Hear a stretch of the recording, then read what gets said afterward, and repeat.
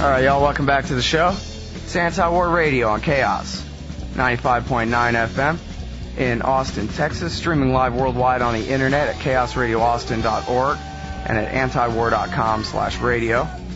And our next guest on the show today is Julian Assange. He is the co-founder and public face of last week's most Googled term, WikiLeaks. Welcome to the show, Julian. How are you doing? I'm good, thank you. Well, I sure appreciate you joining us on the show today. You're welcome. All right, so first of all, you're kind of a mysterious character in the media. Can you tell us a little bit about your background? So I'm an Australian. I was born on a little island called Magnetic Island in the Pacific.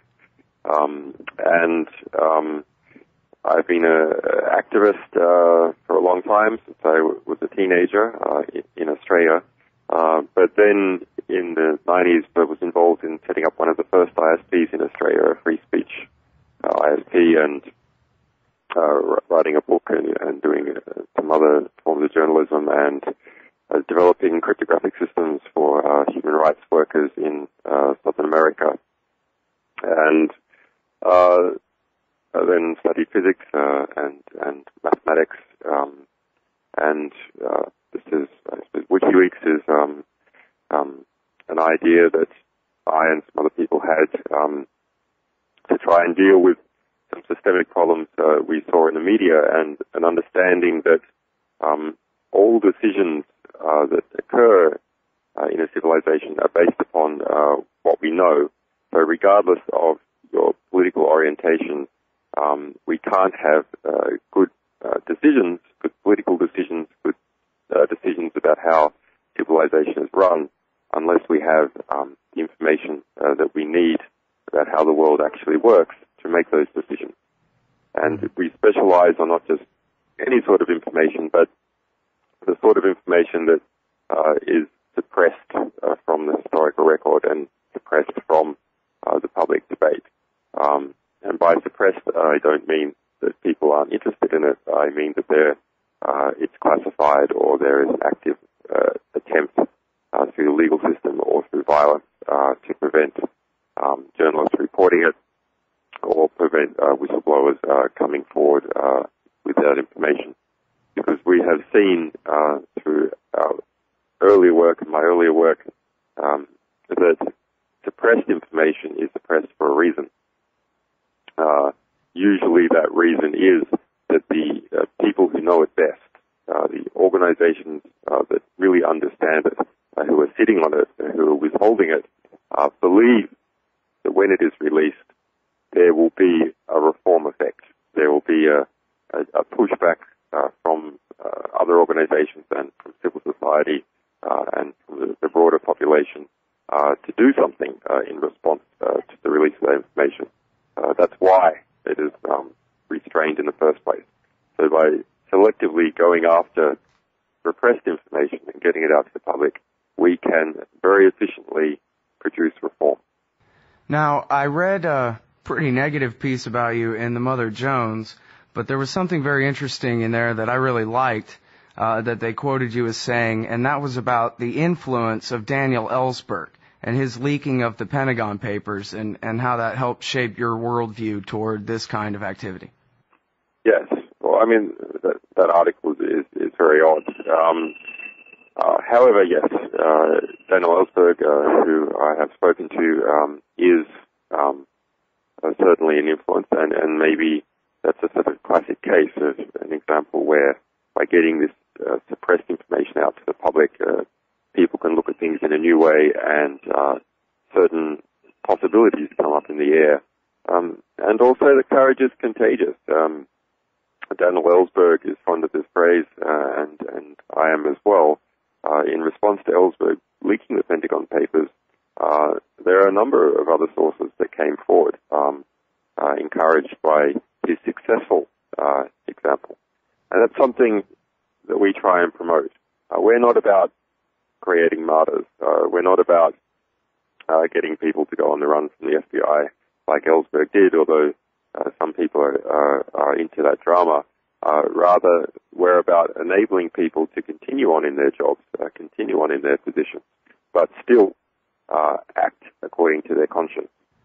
Okay, now let's get into obviously the big news, which is the Collateral Murder video, as it's titled.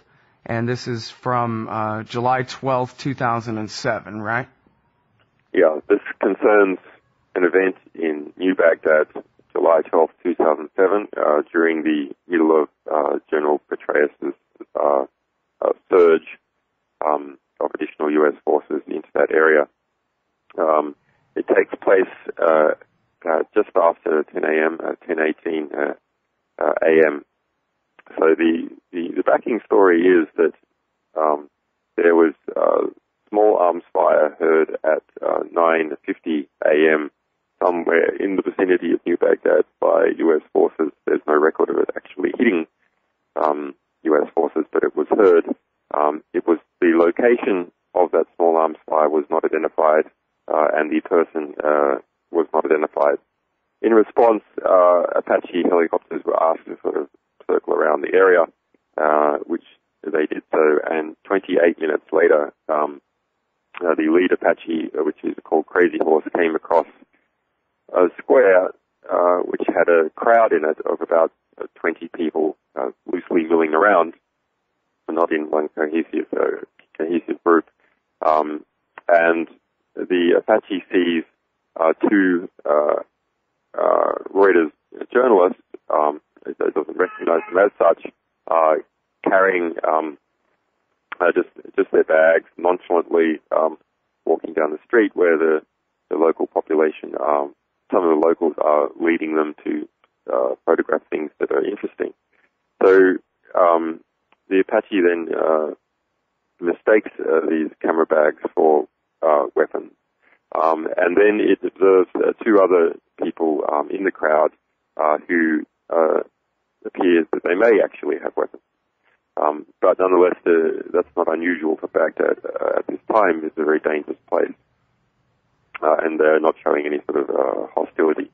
It then asks for permission to engage on those individuals, and around 9 have sort of gotten together into a slightly tighter group, where they are looking at the photograph taken by Namir Nur Eldin, the 22-year-old Reuters photographer. It then attempts to kill all those people with 30mm cannon fire from an altitude of around 1,000 meters.